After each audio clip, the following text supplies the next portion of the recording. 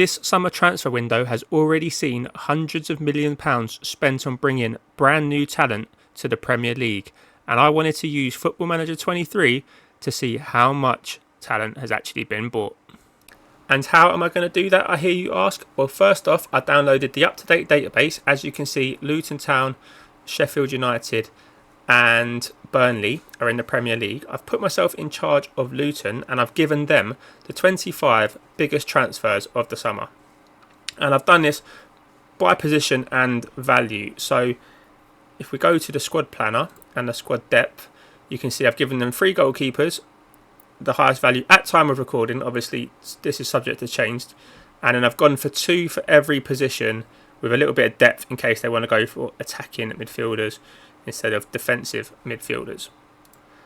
And when I say they, I mean Mauricio Pochettino.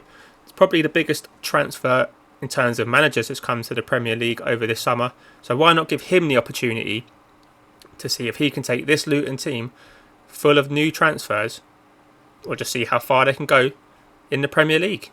So here we have Luton Town's fixtures, and they start off with an away trip to Arsenal, who are predicted to finish second in the league.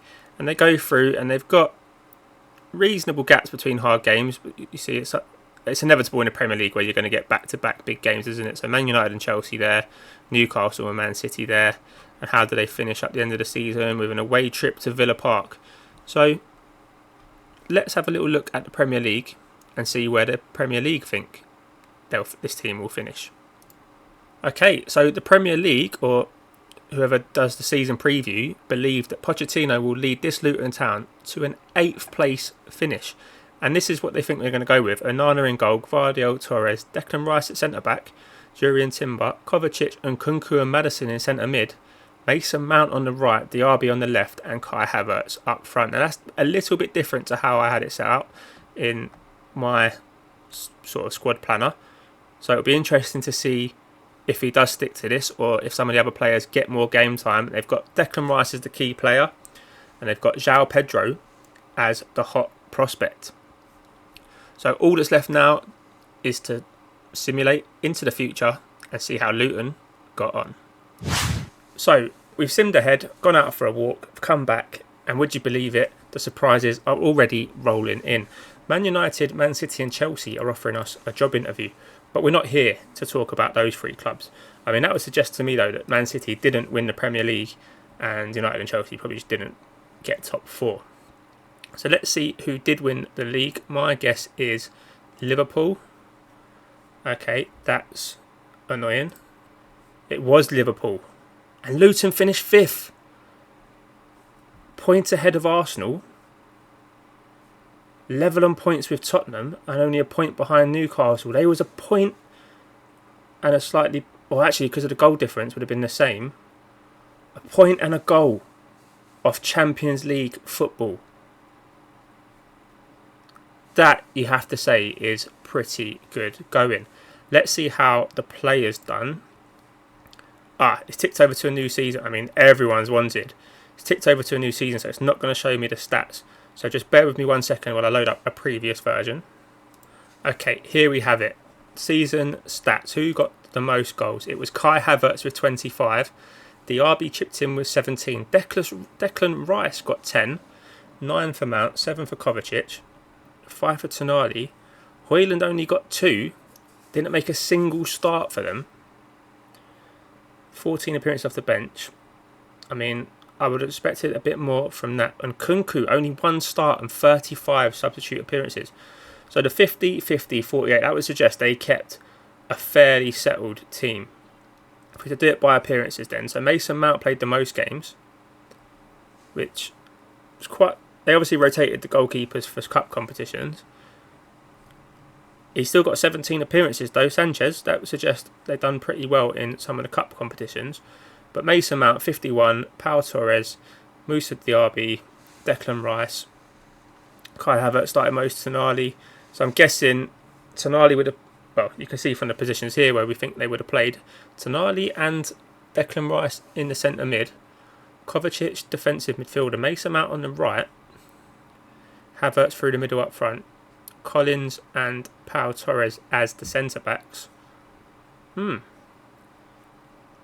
honestly thought there'd be a lot more starts from some of these players. I know they're not necessarily all going to be first choice, but the likes of Slobozlai, only 5 starts. McAllister, only 4. Livramento, only 4. Okay, you can accept he's going to be back up. Van der Ven, 7. Edson Alvarez started 25. Nathan Collins, 32. But these players at the top are the ones that have done the bulk of the work.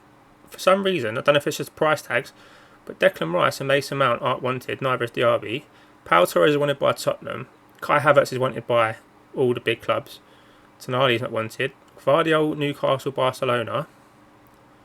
Who else? That looks to be about it in terms of interest. Pochettino's still there. Well, you're not going to sack him for finishing where he finished, are you? I do have the abilities loaded up there.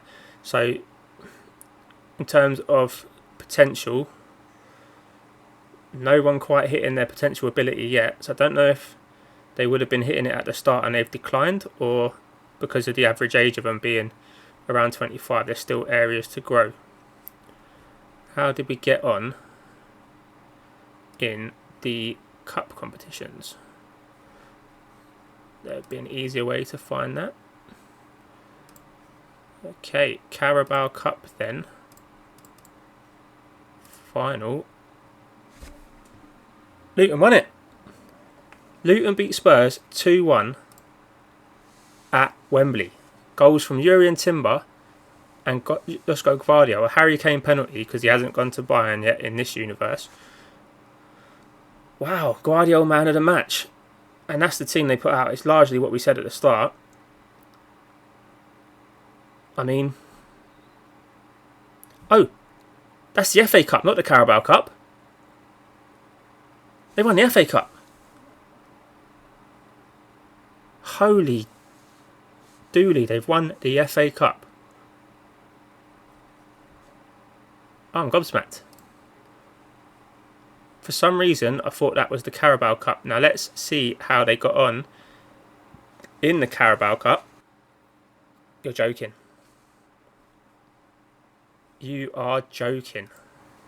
They went and won that as well. Man United in the final, 1-0. And Mason Mount, of all people, getting the goal against his actual new employers. Rafa Varane saw red. Oh, my, wow.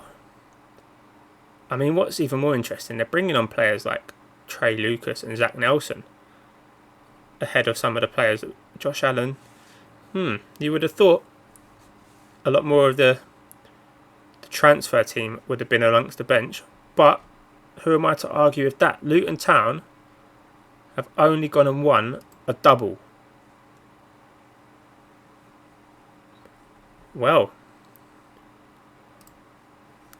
there it is there in black and white. Luton Town celebrate a double. Well, there you have it. I mean, some of the values, I'd be surprised if this team stays together for another season. But it just goes to show you some very good transfer business has been done in the Premier League this year, because between the 20 teams in the league, they've assembled a squad that's capable of winning a double and becoming 5th in the league. Just the point of Champions League football, let's not forget. Well, that's interesting. Right, if you enjoyed that, it's something a bit different for the channel, but please feel free to leave a like on the video. And if you want to leave a comment down in the chat whether you think any of these players are going to reach the heights they reached for us with for Pochettino at Luton. Do you think Pochettino is going to finish 5th in the league with Chelsea? So many questions, so many still to be answered. I'll see you next time when we come up with another experiment. Take care. Good night.